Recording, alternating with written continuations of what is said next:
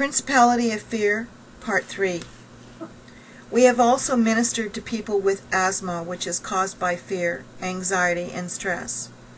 Fear causes the bronchial tubes and alveoli to become rigid, preventing the release of carbon dioxide. Trapped in the lungs, the carbon dioxide prevents the lungs from absorbing oxygen. Anxiety and fear may also cause inflammation.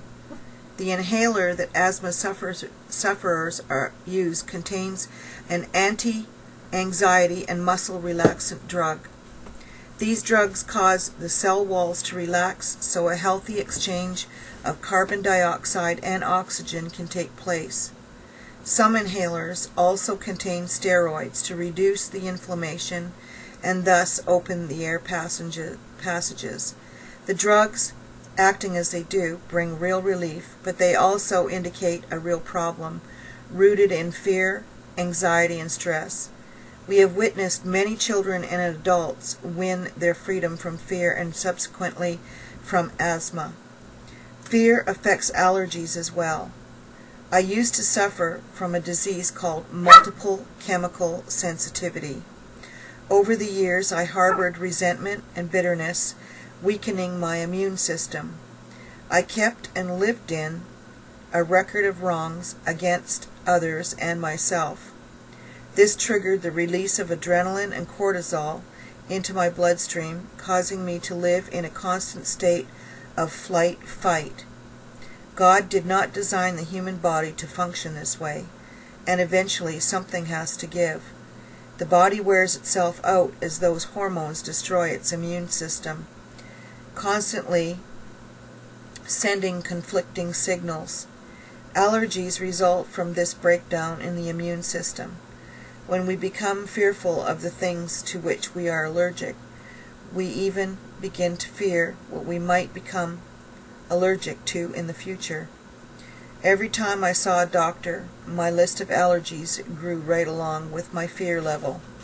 Once I learned to forgive others and myself, my immune system began the healing process. When I cast the spirit of fear out of myself, my allergies left me altogether.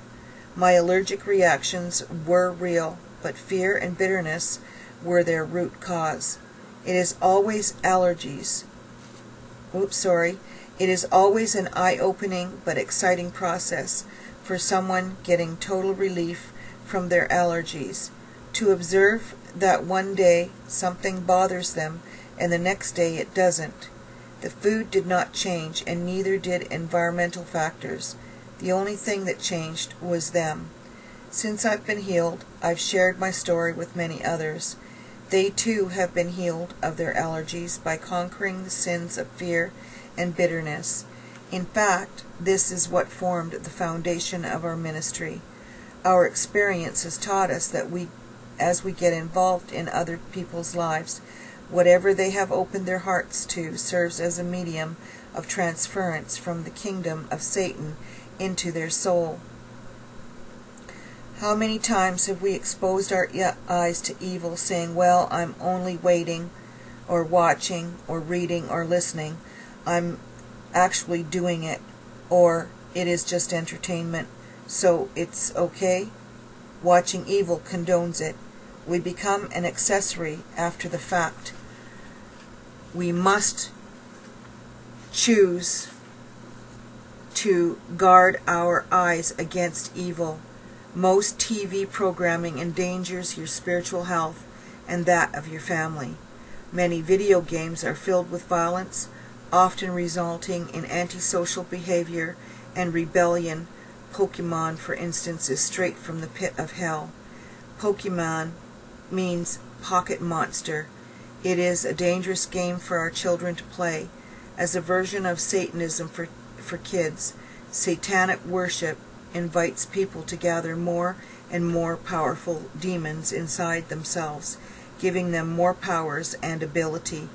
The goal in Pokemon is to collect as many of those 150 different demons cards as possible, because owning the card gives you the character's power. This is pure Satanism in its philosophy, principle, and practice. Harry Potter is seducing our children into witchcraft, Wicca, black magic, and the occult. God says that we are to be called out and separated from other people, different from them, not leavened by them. But ye are a chosen generation, a royal priesthood, an holy nation, a peculiar people, that ye should show forth the praises of him who hath called you out of darkness into his marvelous light. Yes, and that's 1 Peter 2, verse 9. Yes, it's hard to live as called out people, given all the cultural distractions, but this is what Almighty God asks of us. God repeats this theme many times. 1 Thessalonians 2, verse 12 says that ye would walk worthy of God, who hath called you into his kingdom of glory. And I wanted to just add in about this Harry Potter and all these other games and stuff. I've noticed a lot of people in like Facebook, and I know I was guilty of that practice, and then all of a sudden it was like God just called me out of it. And I realized that while I was playing the games that a lot of the people were vindictive, and they were like fighting, always fighting, and even in the chat rooms they were fighting with one another and stuff like that. It's just made me like cringe, like I didn't want to have anything to do with it anymore, so I just quit it. Environmental illness is one of our most common fear and anxiety disorders. People become allergic to everything. We ministered to a lady who was allergic to literally all foods. She stood 5 feet 5 inches, but weighed just 79 pounds when we first met. Within 2 weeks of our first ministry session, she was eating more than 50 foods. She had gone from despair to joy as she learned to defeat fear. She no longer feared different foods, saying I was preparing to die because I could not eat enough to live.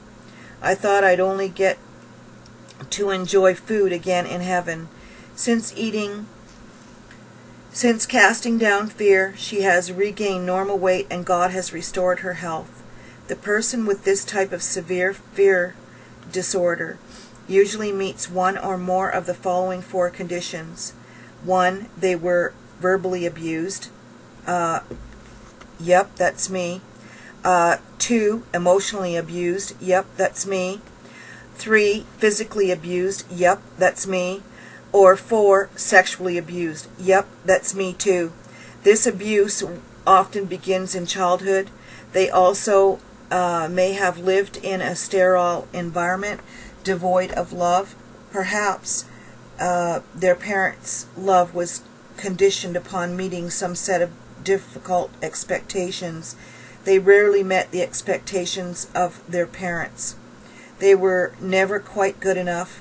These situations create a performance-orientated person. They feel that they must be good and perfect, or they will not be accepted or okay. They live in the fear of being rejected. And thus, I was a really shy and quiet child.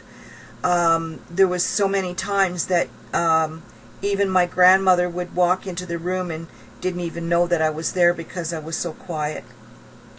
1 John 4, verse 18 says, There is no fear in love, but perfect love casteth out fear, because fear hath torment.